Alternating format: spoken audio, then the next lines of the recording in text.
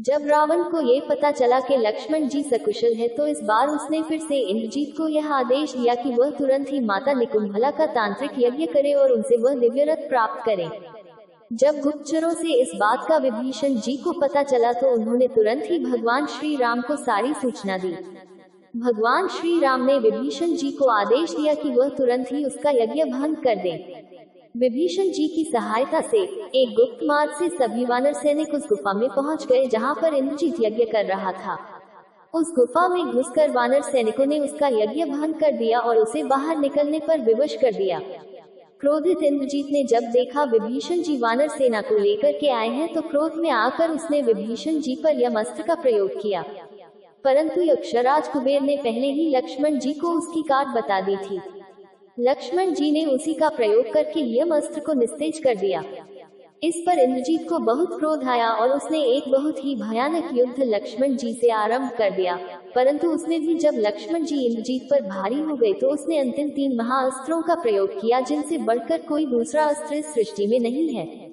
सबसे पहले उसने ब्रह्मांड अस्त्र का प्रयोग किया।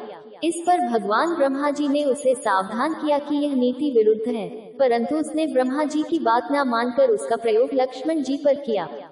परिणाम स्वरूप ब्रह्मांड अस्त्र लक्ष्मण जी को प्रणाम करके निस्तेज होकर लौट आया। फिर उसने लक्ष्मण जी पर भगवान शिव का पाशुपतास्त्र प्रयोग किया, परंतु वह भी लक्ष्मण जी को प्रणाम करके लुप्त हो गया। फिर उसने भगवान विष्णु का वैष्णव अस्त्र लक्ष्मण जी पर प्रयोग किया, परंतु वह भी उनकी परिक्रमा करके लौट आया। अब इंद्रजीत समझ गया लक्ष्मण जी एक साधारण नर नहीं स्वयं भगवान का अवतार है और वह तुरंत ही अपने पिता के पास पहुंचा और उसने सारी कथा का व्याख्यान दिया। परंतु रावण तब भी नहीं माना और उसने फिर से इंद्रजीत का युद्ध भूमि में भेज दिया। इंद्रजीत ने ये निश्चय किया यदि पराजय ही होनी है भगवान के हाथों वीरगति को प्राप्त होना तो सौभाग्य की बात है, और उसने फिर एक महासंग्राम आरंभ किया। बड़ा भयंकर युद्ध हुआ। भगवान श्री राम जी ने लक्ष्मण जी को पहले ही समझा दिया था कि इंद्रजीत एकल पत्नी व्रत धर्म का कठोर पालन कर रहा है।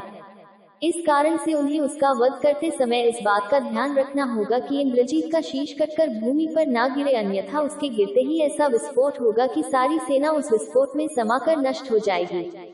इसीलिए अंत में लक्ष्मण जी ने भगवान श्री राम जी का नाम लेकर एक ऐसा बाण छोड़ा जिससे इंद्रजीत के हाथ और शीश कट गए और उसका शीश कटकर भगवान श्री राम जी के चरणों में पहुंच गया।